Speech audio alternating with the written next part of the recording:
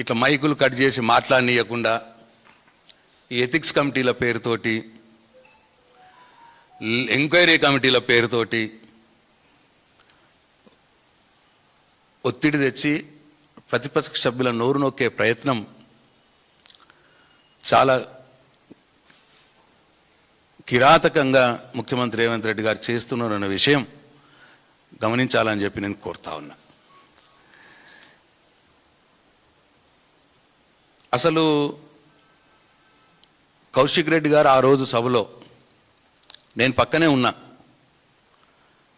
ఆయనకు మైకు ఇయ్యలేదు, ఆయన శ్రీహరి గారిని ఏమీ అనలేదు. వాగ్వాదం సందర్భంలో శ్రీహరి గారు బీఆర్ఎస్ పార్టీని విమర్శిస్తున్న సందర్భంలో, గత ప్రభుత్వాన్ని విమర్శిస్తున్న సందర్భంలో, నువ్వు కూడా ప్రభుత్వంలో ఉంటివి కదా, అసలు నీది ఏ పార్టీ అని అడిగిండు కౌశిక్ రెడ్డి గారు శ్రీహరి గారిని. దానికి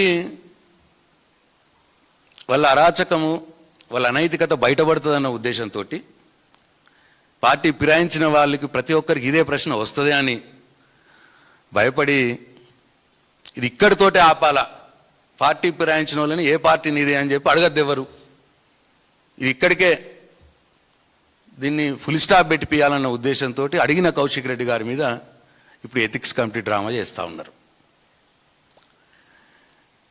నేను అడుగుతా ఉన్నా ఈ ప్రభుత్వాన్ని, ప్రతిపక్ష సభ్యులు మాట్లాడితేనే ఎథిక్స్ కమిటీలు గుర్తుకొస్తాయా? సభలో అధికార పార్టీ సభ్యులు, మంత్రులు, చివరికి స్వయంగా ముఖ్యమంత్రి, మరి వారి వాక్యాల మీద, వారి ప్రవర్తన మీద ఈ ఎథిక్స్ కమిటీ ఎందుకు చర్యలు తీసుకోవట్లేదు అని చెప్పి నేను అడుగుతా ఉన్నా. మంచి ఉదాహరణ, దానం నాగేందర్ గారు నిండు శాసనసభలో ఏమన్నారో ఒకసారి చూడండి. ఊసుకోపోయి బయట కూడా తిరగని కొడుకా మేములని ఏమనుకుంటున్నారా మీరు? అమ్మ తోలు తీస్తా కొడుక, ఒక్కొక్కంది తోలు తీస్తా, ఒక్కొక్కంది చెప్తున్నా, తోలు తీస్తా. ఏమరే బయట కూడా తిరగని అని చెప్తున్నా నేను.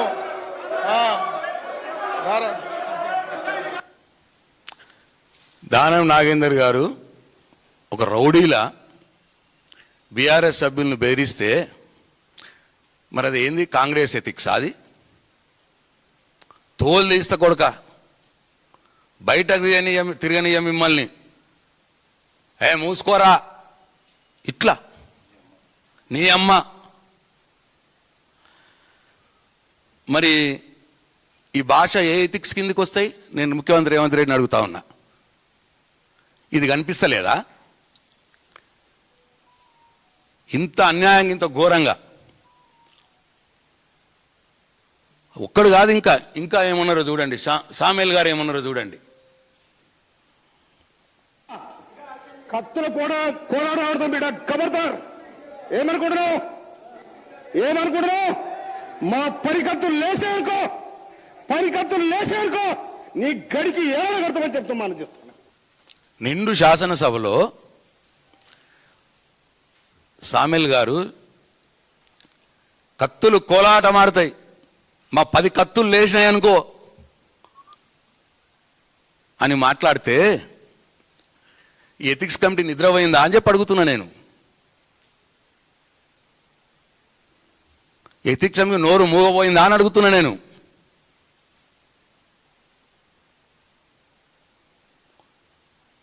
కత్తులతో పొడి చంపేస్తాము, కత్తులతో తల నరికేస్తాము అని నిండు శాసనసభలనే మాట్లాడుతుంటే, అది కూడా ఎవరినో కాదు, ఇంకా సభ్యుల్నే, అక్కడున్న సభ్యుల్నే. ఒక ఆయనేమో నోరు మూసుకోరా నీ అవ్వ, బయట తిరిగానయ్యా అని ఒక ఆయనేమో కత్తులు తెగుతాయి, తలలు తెగుతాయి, కత్తుల కోలాటం అని ఒక ఆయన. ఇంకా చూడండి, శంకర్ గారు పొంగులేటి గారు ఏదో మాట్లాడుతుంటే శంకర్ గారు వెనకాల నుండి ఏమంటున్నాడు చూడండి. అగో ఆ రౌండ్ చేసి చూడండి. అగో పడుతున్నట్లేదు. అగో అది ఏందండి? అది కనిపించలేదా ఎథిక్స్ కమిటీ వాళ్ళకి? కళ్ళు ఎడబెట్టుకున్నారు ఎథిక్స్ కమిటీ వాళ్ళు. ఇంకా చూడండి, గౌరవనీయులు మంత్రి గారు పొన్నం ప్రభాకర్ గారు. అగో ఏంటండి పొన్నం ప్రభాకర్ గారు? అగో అగో అదేం సైగనండి అది?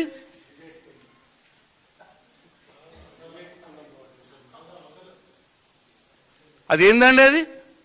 అదేం ప్రవర్తన అండి? కనిపిస్తలేదా ఎథిక్స్ కమిటీకి? అట్లనే వీళ్ళందరికో దిక్కు. ఇంకా నా వీడియో లేదు. గౌరవనీయులు వేముల వీరేశం గారు నాకు మిత్రుడే. ఆయన మాట్లాడుతూ నన్ను గెలుకొద్దు, నాతో గెలికించుకోవద్దు అన్నమాట మాట్లాడిండు. ఇదేం భాష అండి మరి? ఇది ఎథిక్స్ కమిటీకి కనిపిస్తలేదా? ఇక వీళ్ళందరూ ఒక ఎత్తు. స్వయంగా ముఖ్యమంత్రి గారే మొత్తం తెలంగాణ సమాజం చూసింది. ఆయన వాడిన భాష, ఆయన బాడీ లాంగ్వేజ్. ముఖ్యమంత్రి అంటే ఒక హుందాగా వ్యవహరించాల్సినటువంటి వ్యక్తి ఒక వీధి రౌడీల అసెంబ్లీలో ప్రవర్తన చేసిన సంగతి తెలంగాణ సమాజం మర్చిపోదు. ముఖ్యమంత్రి గారు స్వయంగా ఏమన్నారో చూడండి. మా దగ్గర కూడా కండలు తిరిగిన వాళ్ళు ఉండరు అధ్యక్ష. తిరిగేసి ఆన్నే బోర్లేసి కొట్టనికి ఒక్కటేసారి తిరిగేసి కొట్టనికి ఉన్నారు అధ్యక్ష. ముఖ్యమంత్రి గారేమో మా దగ్గర కండలు తిరిగిన వాడు ఉన్నాడు, తిరిగేసి బోర్లేసి కొడతారు, ఒకటేసారి తిరిగేసి బోర్లేసి కొడతాడట. అసెంబ్లీలో మాట్లాడతాడు ముఖ్యమంత్రి, సభా నాయకుడు. ఏం సంకేతం ఇస్తున్నారు ఇది? ముఖ్యమంత్రి మాట్లాడచ్చు, తిరిగేసి బోర్లేసి పండబెట్టి కొడతా అని మాట్లాడచ్చు. ఏ రాజ్యాంగం నేర్పిన ఎథిక్స్ ఇది ముఖ్యమంత్రి గారికి? కనిపించవు, ఏవి ఎథిక్స్ కమిటీకి కనిపించవు. ఇంకా ఏమన్నాడు చూడండి ముఖ్యమంత్రి. आपको क्या होने वाले कैसे होने वाले पता नहीं है. जो बड़वे को यहाँ भेज दे, बड़वे को कौन संभालना? ऐसे बड़वों को क्यों इधर लेगा के छोड़ दिए? समझाओ उन लोगों को, सिखाओ कुछ उन लोगों को. यहाँ ముఖ్యమంత్రి గారు బడివే అంటాడట అసెంబ్లీలో. సహచర శాసనసభ్యుడిని బడివే. పాపం ఉర్దూ మంచిగా అర్థమవుతుంది కదా అక్బరుద్దీన్ గారికి. తల పట్టుకుంటున్నాడు, చూస్తున్నారు మీరు ఆడ. ముఖ్యమంత్రి గారు భాష చూసి అక్బరుద్దీన్ గారు పాపం సీనియర్ సభ్యుడు ఆయన, ఇదేం కర్మరా బాబు అని తల పట్టుకుంటున్నాడు ఆయన. ఇదేది బడివే అన్నది? సహచర శాసనసభ్యుని ముఖ్యమంత్రి బడివే అన్నది, అక్బర్ గారు తల పట్టుకున్నది, ఏం కనిపించలేదా అండి ఎథిక్స్ కమిటీ సభ్యులకి, ఎథిక్స్ కమిటీకి? ఇంకా ఏమన్నాడు చూడు. ముసుగేసుకొని వస్తే ముసుగు ఊడవికి బట్టలు గుడ్డలు ఊడదీసి కొడతా అని చెప్తున్నా నేను. తమాషా చేయొద్దు. ముఖ్యమంత్రిగా ఉండి జర్నలిస్టులు నాట ఆ మాట అన్నది ఎవరినన్నా తప్పే. ముసుగు తీసి గుడ్డలు తీసి కొడతా అట. ముఖ్యమంత్రిగా అసెంబ్లీలో ఒక మహిళా జర్నలిస్ట్ని పట్టుకొని ఎవరినన్నా తప్పే, గుడ్డలు ఊడదీసి కొడతా అని ముఖ్యమంత్రి గారు అనొచ్చా? ముసుగు తీసి గుడ్డలు ఊడదీసి కొడతా, ఇదెక్కడ మరి ఎథిక్స్?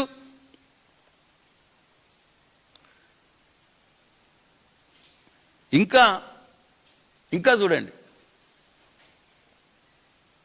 మా సీనియర్ శాసనసభ్యులు సబితమ్మ గారి గురించి ఇక్కడ ఉండి చెప్పి ఇక్కడ ముంచే అక్కడికి తేలిండ్రు. ఆ అక్కల మాటలు విన్నాడు అనుకో జూబ్లీ బస్ స్టాండ్ లో కూర్చోవాల్సి వస్తుంది అధ్యక్ష. అందుకే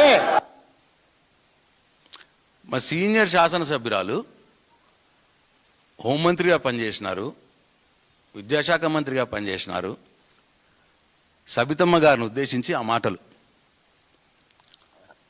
ఆమె నమ్మితే జుబ్లీ బస్ స్టేషన్లో అడక తినాల్సి వస్తుందని చూపిస్తున్నాడు ఇట్లా ఒక ముఖ్యమంత్రి. నేను డిమాండ్ చేస్తా ఉన్నా, ఈ ముఖ్యమంత్రినే ముందు ఎథిక్స్ కమిటీ ముందుకు పిలవాలి. ఫస్ట్ పిలవాల్సింది ఆయన్నే.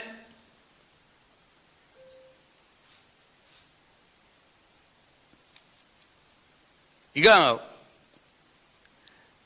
ఇప్పుడు నైతిక విలువలంటే అందరికీ ఒక రకంగానే వర్తించాలి. కౌశిక్ రెడ్డికి ఒక తిరిగా, ముఖ్యమంత్రికి ఒక తిరిగా, దానం నాగేందర్కి ఒక తిరిగా, సామేల్ గారికి ఒక తిరిగా, ఇట్లా ఎవరికి వాళ్ళతో విడివిడిగా కాదు కదా. కౌశిక్ రెడ్డికి ఏ నిబంధనలు, ఏ రూల్స్ వర్తిస్తాయో వాళ్ళకు కూడా అదే రూల్స్ వర్తించాలి. అప్పుడే దాన్ని ఎథిక్స్ కమిటీ అంటారు. లేకపోతే అది పొలిటికల్ కమిటీ అవుతుంది తప్ప ఎథిక్స్ కమిటీ కాదు అది. డెఫినెట్గా ఇవాళ నేను కోరుతున్నా, ఎథిక్స్ కమిటీ పొలిటికల్ కమిటీగా మారద్దు అని చెప్పి నేను కోరుతా ఉన్న దాంట్లో ఉన్న సభ్యులందరినీ కూడా. డెఫినెట్గా కౌశిక్ రెడ్డి గారి మీద చర్చించే కంటే మొదలు ఇగో ఇవన్నీ కూడా చూడాలి ఎథిక్స్ కమిటీ. ఎందుకంటే మాకు అవకాశం ఇయ్యరు. అప్పుడు కమిటీలో నేను సభ్యునైనా నాకు అవకాశం ఇయ్యరు ఇవి చూపెట్టడానికి. అందుకోసమే మీ ద్వారా రాష్ట్ర ప్రజలకు తెలియాలి దానం నాగేందర్ గారు ఎట్లా ప్రవర్తించారు, ఏమన్నారు, సామేల్ గారు ఏమన్నారు, ముఖ్యమంత్రి గారు ఏమన్నారు, ఇవన్నీ కూడా ప్రజలకు తెలియాలని చెప్పి ఇప్పుడు చూపించడం జరిగింది. ఇంకా విచిత్రం, అసలు కౌశిక్ రెడ్డి మైక్ పట్టుకొని మాట్లాడలేదు, ఏమనలేదు, ఆయనకు మైక్ మాట్లాడే అవకాశం ఇవ్వలేదు. దానికే నువ్వు ఏ పార్టీ అని అడిగిండు శ్రీయర్ గారిని. దానికే దాంట్లో ఉట్టించుకొని ఎథిక్స్ కమిటీలో ఆయన అంశం చేర్చిర్రు. నేను అడుగుతా ఉన్నా ఈ ముఖ్యమంత్రి రేవంత్ రెడ్డి గారిని, బీఆర్ఎస్ పార్టీ నుంచి గెలిచినటువంటి శాసనసభ్యుల్ని 10 మందిని స్వయంగా నీ ఇంట్లోకి పిలుచుకొని నువ్వే స్వయంగా కాంగ్రెస్ కండువాలు కప్పి నీ కాంగ్రెస్ పార్టీలోకి చేర్చుకున్న రోజు ఈ ఎథిక్స్ ఎట్టిపోయింది? నువ్వు చేసిన పని ఏ రాజ్యాంగం సంబంధించినటువంటి ఎథిక్స్ అది? నువ్వు చేసిన పని ఏ రాజ్యాంగం అప్రూవ్ చేసింది?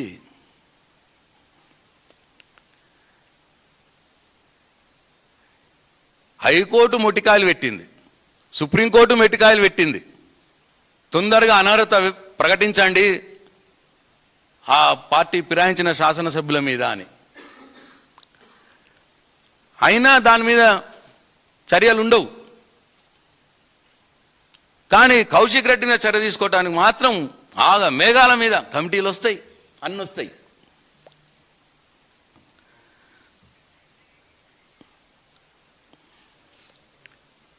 నీకు అప్పుడు పార్టీ ఫిరాయించిన దాంట్లో ఇప్పుడు అసెంబ్లీలో ఎథిక్స్ కమిటీ అని పెట్టుకుంటున్నావు.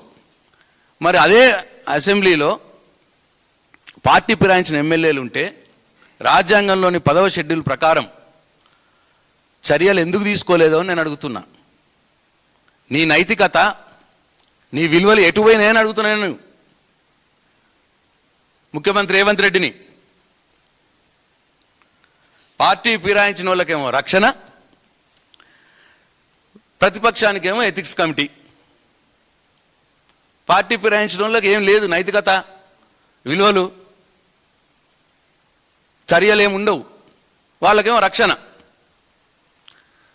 ప్రశ్నించిన ప్రతిపక్ష సభ్యుని మీదనేమో ఎథిక్స్ కమిటీ, సస్పెండ్లు, చర్యలు.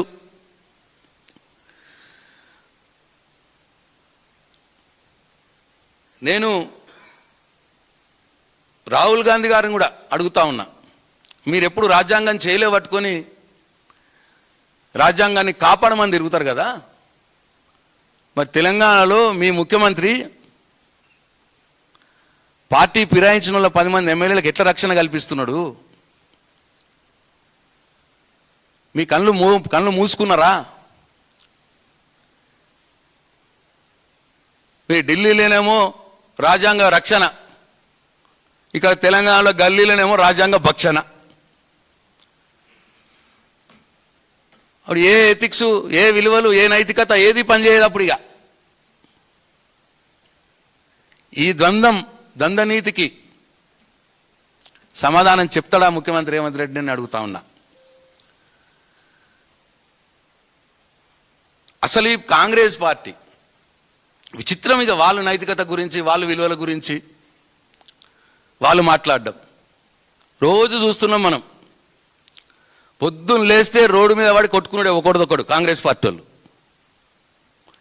ఏ మీటింగ్లో చూసినా ఒకళ్ళ మీద ఒకళ్ళు తిట్టుకున్నాడు, కొట్టుకున్నాడు, బూతులు తిట్టుకున్నాడు. ఇదే చూస్తున్నాం మనం టీవీలల్లో. చివరికి వాళ్ళ సొంత ఎమ్మెల్యే రాజగోపాల్ రెడ్డి పైనోడు పైన లక్షల కోట్లు తింటాండు, కింద ఇందిరా మిల్లు కట్టుకున్నోడికి 5 లక్షలు ఇవ్వడానికి సాతనైతే లేదు, వీళ్ళకి ఇంకా 1,40,000 ఇవ్వాలి, తిరుగుతున్నారు అన్న మాట మాట్లాడి. పైనోడు తింటున్నాడు అంటే ఎవరు? పైనోడు అంటే ముఖ్యమంత్రి, మంత్రులే కదా. మీ ఎమ్మెల్యే అన్నాడు రాజగోపాల్ రెడ్డి. నీకు దమ్ము ధైర్యం ఉంటే మీ రాజగోపాల్ రెడ్డి అన్నదాని మీద ఎంక్వైరీ కమిషన్ అయ్యి విచారణ ఏపీ ముఖ్యమంత్రి. లేదు మళ్ళీ మీ మంత్రుల మీదనో మీ తమ్ముళ్ళ మీదనో విచారణ చేసే నీకు చేతులు రాకపోతే మరి ఎక్కడ నైతికత అనేది? మీ చిన్నారెడ్డి అంటాడు మెగారెడ్డి ఎమ్మెల్యే టికెట్లు పైసలు ఇచ్చి టికెట్ తెచ్చుకున్నాడు అని. అంటే ఎవరికి ఇచ్చినట్టు పైసలు? అప్పుడు పీసీ ప్రెసిడెంట్ ఎవరు? నువ్వే కదా రేవంత్ రెడ్డి. అంటే రేవంత్ రెడ్డికి డబ్బులు ఇచ్చి టికెట్ తెచ్చుకున్నాడు అని మీ చిన్నారెడ్డి అంటున్నాడు.